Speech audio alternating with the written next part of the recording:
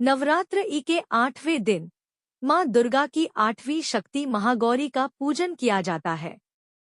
माँ के महागौरी नाम और स्वरूप को लेकर 3 पौराणिक कथाएं भी प्रचलित हैं। अवश्य पढ़ें महागौरी की पावन कथाएं।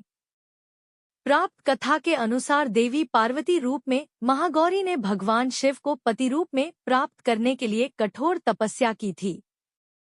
एक बार भगवान भोलेनाथ द्वारा कहे गए किसी वचन से पार्वती जी का मन का आहत होता है और पार्वती जी तपस्या में लीन हो जाती हैं। इस प्रकार वर्षों तक कठोर तपस्या करने पर जब पार्वती नहीं आती तो पार्वती को खोजते हुए भगवान शिव उनके पास पहुंचते हैं। वहां पहुंचकर वे पार्वती को देखकर आश्चर्यचकित रह जाते हैं। पार्वती जी का रंग अत्यंत ओजपूर्ण होता है। उनकी छटा चांदनी के समान श्वेत और कुंद के फूल के समान धवल दिखाई पड़ती है। उनके वस्त्र और आभूषण से प्रसन्न होकर देवी उमा को गौरवर्ण का वरदान देते हैं और वे महागौरी कहलाती हैं। एक अन्य कथा के अनुसार भगवान शिव को पति रूप में पाने के लिए देवी की कठोर तपस्या के बाद उनका शरीर काला पड़ जाता है। देवी की तपस्या से प्रसन्न होकर भगवान उन्हें स्वीकार कर उनके शरीर को गंगाजल से धोते हैं।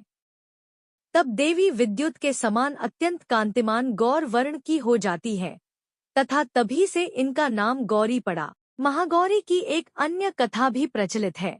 जिसके अनुसार जब माँ उमा वन में तपस्या कर रही थी तभी एक सिंह वन में भूखा विचर रहा था एवं भोजन की तलाश में वहां पहुंचा जहां देवी उमा तपस्या कर रही थी। देवी को देखकर सिंह की भूख बढ़ गई, लेकिन वह देवी के तपस्या से उठने का इंतजार करते हुए वहीं बैठ गया।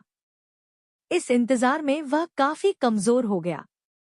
देवी जब तप से उठी तो सिंह की दशा देखकर उन्हें उस पर बहुत दया आई और माँ उसे अपना सवारी बना लेती हैं, क्योंकि एक प्रकार से उसने भी तपस्या की थी।